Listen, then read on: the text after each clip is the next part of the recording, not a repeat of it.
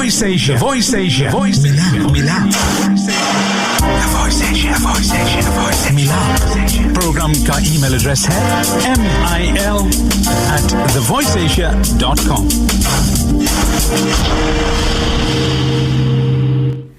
तो दोस्तों ये समय हुआ चाहता है खुदावंद के पवित्र वचन को आपके साथ शेयर करने का। और आज बात जब हो रही है रिश्तों के बारे में और ये देख रहे हैं कि रिश्तों में अलगाववाद या रिश्तों में जो है वो टूट फूट आ कहाँ से जाती है। जो रिश्ते हम परमेश्वर का हाजिर नाजिर जानकर या जो रिश्ते जो खुदावंद खून के रिश्ते बनाता है उन रिश्तों में भी जो है वो ब्लेसिंग क्यों नहीं होती। जहाँ रिश्तों में बरकत नहीं तो वहाँ उस घर में भी बरकत नहीं। और आइए आज खुदावंद के पवित्र वचन में से इसके बारे में भी हम गौर करेंगे और आज परमेश्वर के कलाम में से भी इसके बारे में जब देखेंगे तो आज इस बात को ध्यान में रखने रुजू करें, अपने आप को तैयार करें। और उसी के साथ साथ अगला सॉन्ग जो है वो मैं खासतौर से नाम करना चाहूंगी नाइला आपके कि इस वक्त प्रोग्राम भी सुन रही हैं और ये सॉन्ग जो है मैं आपके नाम करना चाहूंगी। खुदावंद ने इस सॉन्ग के द्वारा आपको और जितने सुनने वाले उन सबको बहुत सारी बरकत दी। गफूर भाई बहुत बहुत शुक्रिया, आप आए ऑन एयर और आपका बहुत बहुत धन्यवाद हम अदा करते हैं। याद आपको किया खुदावंद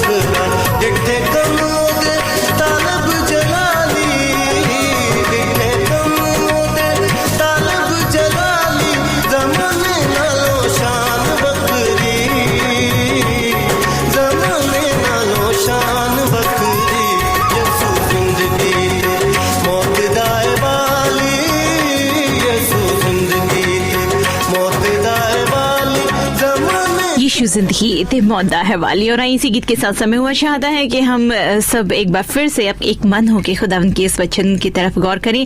और आज बात जब खुदावंद के पवित्र वचन में से हम कर रहे हैं कि पारिवारिक रिश्तों का एकजुट होना जरूरी है। कई परिवारों में देखा जाता है कि जहां पर जब कोई घटना घट जाती है तो उस दुख में भी जो है एक जुटता आ जाती है कि परिवार चाहे कितनी भी दूर हो इकट्ठा हो जाता है। लेकिन सिर्फ वेट ना करें कोई पर्टिकुलर रीजन की, किसी दुख की आने की या किसी खुशी के मौसम की। परिवार का एकजुट होना बहुत जरूरी है। कई बार छोटी मोटी गलतियां, छोटी मोटी बातें हर एक के परिवार फैमिली में होती है। अगर कोई कहे कि जी नहीं हमारे यहाँ तो कोई ऐसी प्रॉब्लम नहीं, तो शायद हम या तो अपने आप से झूठ बोल रहे हैं या उन बातों को छुपा रहे हैं। हर एक की जिंदगी में हर एक तबीयत के लोग हैं और ये बड़ा नेचुरल सी बात है, क्योंकि सबकी तबीयत एक जैसी नहीं होती। कहीं कोई गर्म होता है तो कहीं कोई नरम होता है। जो ज्यादा गर्म होता है वो नरमी वालों के ऊपर जो है किसी न किसी तरह से दुख पहुंचा देता है, और जो नरम होते हैं कई बार वो दूसरों की फीलिंग्स को नहीं समझ पाते। लेकिन खुदा का कलाम क्या कहता है, परमेश्वर का वचन क्या कहता है, सबसे इंपॉर्टेंट और खास बात जो है एक विश्वासी के लिए क्या है वो मैं आपको बता देती हूँ। अगर आप निकालना चाहें निकाल सकते हैं मेरे साथ वचन में से पहला पत्रस और उसका 3 अध्याय और उसकी 10वीं आयत से पढ़ रही हूँ। यहाँ पे लिखा है, क्योंकि जो कोई जीवन की इच्छा रखता है और अच्छे दिन देखना चाहता है वे अपनी जीभ को बुराई से और अपने होठों को छल की बातों से रोक रखें। वे बुराई का साथ छोड़े और भलाई का पीछा करें। वे मेल को ढूंढे और उसके को ढूंढ कर उसके यत्न से पाए, क्योंकि प्रभु की आंखें धर्मी पर लगी रहती हैं और उसके कान उसकी विनती की ओर लगे रहते हैं, परंतु प्रभु बुराई करने वालों के विमुख रहता है। ये खुदावंद का कलाम है। और ये बातें जो हैं अगर हर एक रिश्ते पर अप्लाई की जाए तो इस रिश्ते की जो नींव है, जैसे कि हम बात कर रहे थे पिछले हिस्से में, इस रिश्ते की नींव जो है वो मजबूत हो सकती है। रिश्तों में अलगाववाद तभी आता है जबकि रिश्तों की जो नींव है वो कमजोर पड़ जाती है।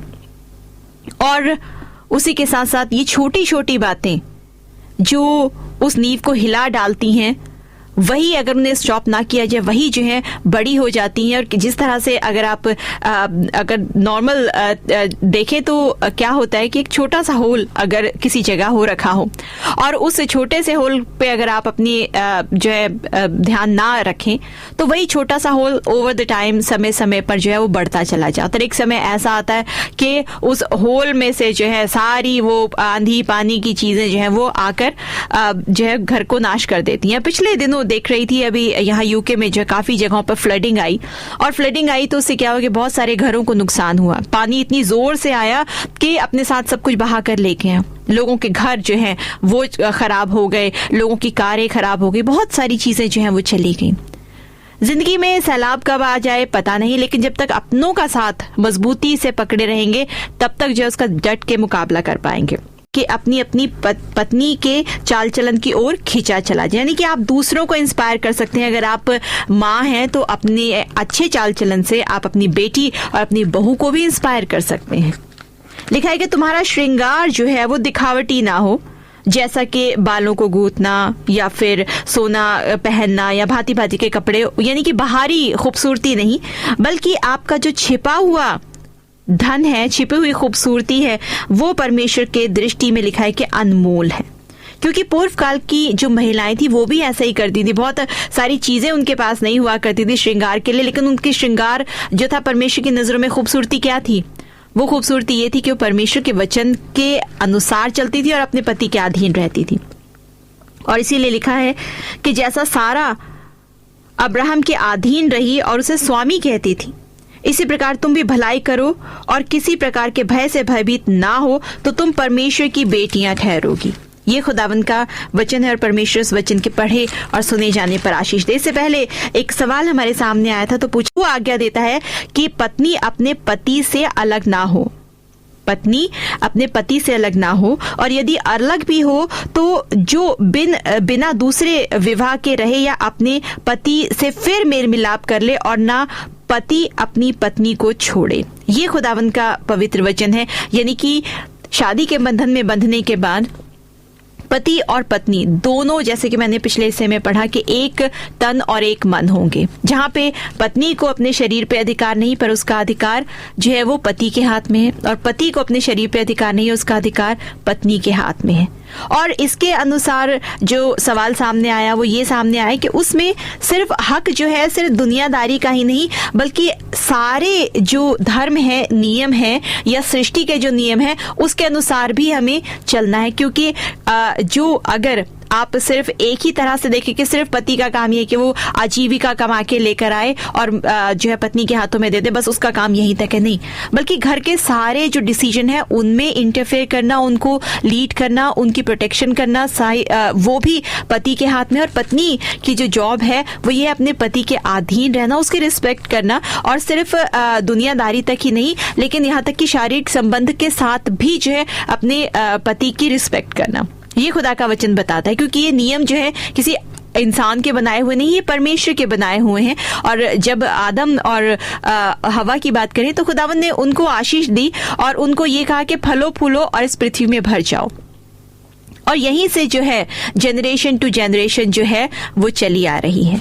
और ये परिवार का बढ़ना या परिवार में बच्चों का आना या फलना फूलना, ये खुदावन की ओर से बरकत है, परमेश्वर की ओर से ये ब्लेसिंग है जो कि हर एक परिवार को मिली है। और उस परिवार को जब आपको ये बच्चे की ब्लेसिंग मिली है तो उनका अर्थ और उनकी इंपॉर्टेंस और उनकी मीनिंग को जानना बहुत जरूरी है। एक परिवार था जहां पे पति और पत्नी बड़े खुश रहते थे, इतने खुश रहते थे कि जो पड़ोसी थे वो देख के बड़ा परेशान होते थे। नॉर्मल बात है, क्योंकि कई लोग दूसरों की खुशियों को या दूसरों की जो है हंसी खुशी को देखकर कई लोग जो है पसंद नहीं करते हैं। तो खैर कहानी इधर नहीं खत्म होती, कहानी यहाँ से शुरू होती है कि वो बड़ा परेशान हो जाते थे। अब ऐसे में क्या हुआ, उन्होंने कहा कि भाई क्या रीजन हो सकता है कि पति और पत्नी दोनों खुश रहते हैं। तो उन्होंने क्या किया कि दोनों को जो है एक दिन बुलाया, बिठाया, उनसे बातचीत करी, उनसे कहा जी बताइए आप कि आप लोग बड़े खुश रहते हैं दोनों के दोनों, भाई हमारे घर में तो ऐसा नहीं होता, गड़बड़ हो जाती है, लड़ाई झगड़ा हो जाता है, कभी बच्चों में, कभी हस्बैंड वाइफ में, कभी कुछ कर, पर आप लोगों में कभी ऐसी प्रॉब्लम नहीं आती, ऐसा क्यों है? तो जो पति और पत्नी कर सकती है वो किसी को भी हैप्पी बना सकती है। और वो चीज क्या है, अब ये जानने के लिए जो है ये व्यक्ति बड़े परेशान हुए, काफी पूछा पाछा कि भाई बताइए तो सही आखिर क्या है। उन्होंने कहा कि मेरे पास जो है वो सुखदा मणि है। अब सुखदा मणि यानी कि एक सुखदा डायमंड जो है मेरे पास है। अब वो व्यक्ति सोचे भाई डायमंड्स के अलग अलग नाम होते हैं, शायद इनके पास जो डायमंड है वो उसका नाम सुखदा डायमंड होगा, मैंने नहीं सुना। उन्होंने कहा अच्छा कितनी वैल्यू? उन्होंने कहा वैल्यू बहुत है भैया, वैल्यू की तो बात ही ना करें। तो उन्होंने कहा अच्छा कितना? तो ये व्यक्ति कहने लगे आप जो है आप भी पा सकते हैं, आपको भी मिल सकता है, आपको ढूंढना पड़ेगा, पर हमने भी ढूंढा तो हमें मिल गया। तो इस व्यक्ति ने सोचा भाई चलो देखते हैं, क्या पता ये सुखदा मणि हमें मिल जाए तो क्या पता हमारे घर में भी शांति आ जाए। उन्होंने बताइए कहाँ मिला, हम भी ढूंढना मांगते हैं। तो उन्होंने कहा वो सुखदा मणि जो है आपकी बस ये देख लीजिए जहां आप इस वक्त खड़े हैं या जहां पे भी आप हैं, तो बस आपको क्या करना है, अपनी खोपड़ी के नीचे आप खुदाई शुरू कर दीजिए, आपको मिल जाएगा। अब ये व्यक्ति जो थे इन्हें समझ नहीं आया, इन्होंने क्या किया, जहां खड़े हुए देखा कि जहां इनकी खोपड़ी सर की छाया पड़ती थी वहां खुदाई शुरू कर दी। अब वहां पे कुछ नहीं मिला, बड़े परेशान हुए। हफ्ते भर के बाद फिर पड़ोसी के पास पहुंचे। कर सकते हैं अगर हम अपने इस दिमाग के थॉट में से अच्छी बातें बाहर निकाल रहे हैं तो क्या होगा कि इसका लाभ ये होगा कि सुख आएगा, आनंद आएगा, क्योंकि अच्छी बातें बाहर आ रही हैं। और इसी में से अगर बुरी बातें बाहर आ रही हैं तो दुख आएगा, दर्द आएगा। अब फैसला जो है आपको करना है कि आप इस खुदाई में से क्या पाना चाहते हैं।